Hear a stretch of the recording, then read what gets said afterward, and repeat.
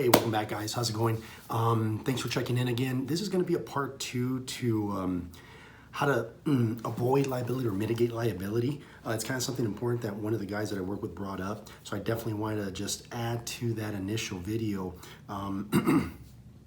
which is something I'm going to call in stay in your lane. So I'm going to explain that and break that down a little bit right now. So what I mean by staying in your lane, first and foremost, is know your role. I know I've mentioned this in other videos before, but what I mean by this is knowing your role. Obviously, you know your SOPs, policy, all that stuff. You know what you're supposed to be doing, what you're not supposed to be doing. But specifically in knowing your role, if you're in the private sector, is knowing your role as that as a security officer. Make sure not to overstep those boundaries, and we'll get into that in a minute. But knowing your role. Your role is to be that of, obviously proactive, taking proactive steps and measures.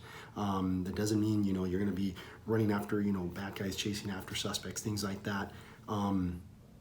That may happen. And some of you, depending on what level of services you provide, that may be something that's part of your SOPs, but I'm sure you guys have a lot more training, things like that. But remember, for majority of the guys working out there in the private security industry, it's going to be our standard uniformed security presence, observe and report type things where we're being proactive. Now, some people look down on that, but like I said, know your role, and like I said, take the job seriously. As I've mentioned before, your role is that of as an observer. Make sure that you're noticing certain things, you're noticing anomalies, and you're documenting, because some of these things, some people may not realize that when put together, when given to the proper authorities, they could prevent even bigger crimes. I'll give you an example at the end of the video about this. But like I said, first and foremost is know your role. Know what you're supposed to be doing, and in a sense, stay in your lane. Make sure that that's what you're doing. Obviously, a lot of younger guys are getting into the industry. Like I mentioned before, this is a stepping stone for them into law enforcement. And they want to do all this, wazoo stuff and things like that. And they want to, chase bad guys, get into fights and all that. And like I said, even in law enforcement, it's not all about that. Anyways, know your role. And like I said, stay in your lane. A lot of guys want to use this as a stepping stone, which is great, but make sure you don't want to get into trouble or, be that guy where, they're overstepping their boundaries, they're getting into situations that they shouldn't really have gotten themselves into. So like I said, make sure that you identify what your position is at this moment. Everybody has a role to play. If you're working, like I said, private security industry, you're a security officer, make sure that you're doing what you're supposed to be doing. Obviously, we're going to work in conjunction with law enforcement, our law enforcement partners, but like I said, they have their roles and we have ours. So like I said, let's make sure that we're taking the steps and doing what we have to be doing. Moving on. Don't overstep your boundaries. Like I said, a lot of the times, unfortunately, sometimes the private security industry has a bad reputation with law enforcement because you get some guys that, they want to be cowboys. They want to run before they learn how to crawl, so to speak. And they do things that get themselves in trouble, and law enforcement looks at that and kind of in bad light, makes us look bad as a whole. And like I said, that's not everybody out there. Unfortunately, it's just a few people that, in a sense, mess it up for everybody else. But like I said, that's where we're here. We're here to learn. We want to train you guys. And like I said, don't overstep your boundaries, which means knowing your role, staying in your lane, and then not overstepping your boundaries. That's something definitely, like I said, that I've always trained with. I've told my guys and everybody that comes through our training programs, that's what we kind of instill. And it's just identifying what our role is at this moment. And like I said, it could work the other way around. I've had guys that have come from, military or law enforcement professions, and they're transitioning, and they have that mindset of, no, we're gonna go and get them. And I said, that's all fine and dandy, but our role now is this is what we're supposed to do. It's like that. You leave that to, the active guys, the active duty guys that are currently working. You got the radio, backup, all that stuff. Right now, as a private security role, this is what we have to do.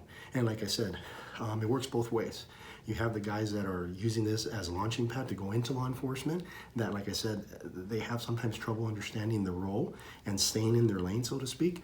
And then you have the other guys that, when after they retire, let's say the reserves, things like that, they're going from law enforcement back into the private sector. And like I said, this video is, like I said, it's two-way street.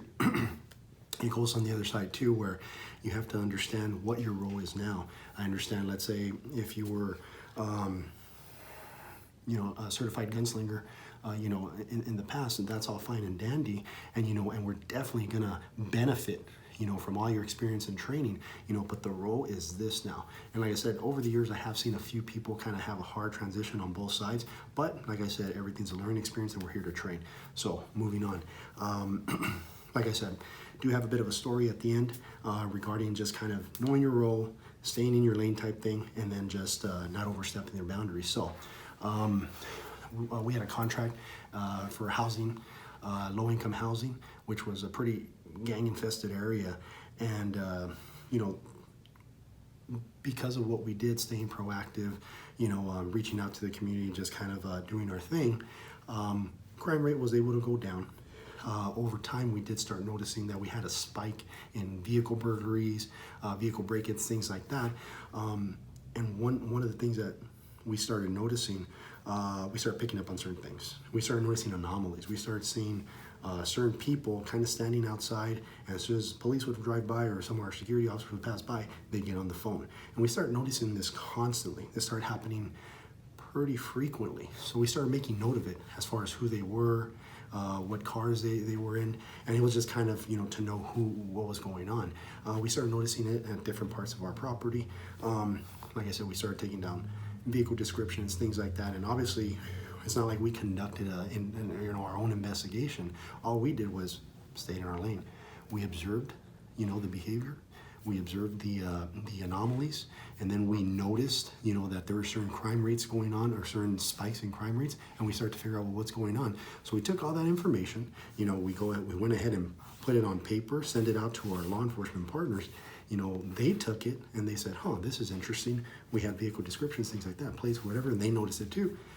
Ended up catching a burglary ring that was actually breaking into vehicles and things like that. And like I said, we didn't do anything outside of our position, outside of our role.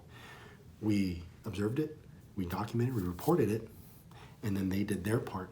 And then eventually towards the end, we both had the gratification of being able to catch a group of guys that were literally just, breaking into cars and things like that. But other than that, guys, if you guys have any questions, like I said, there's going to be a part 3 to this video, so if you guys want to check that out later, because like I said, this is just part of mitigating liability and how to avoid liability and things like that. But other than that, for now, guys, stay safe and thank you. You know what? I have a cut on my arm from earlier. Do you think I should amputate it?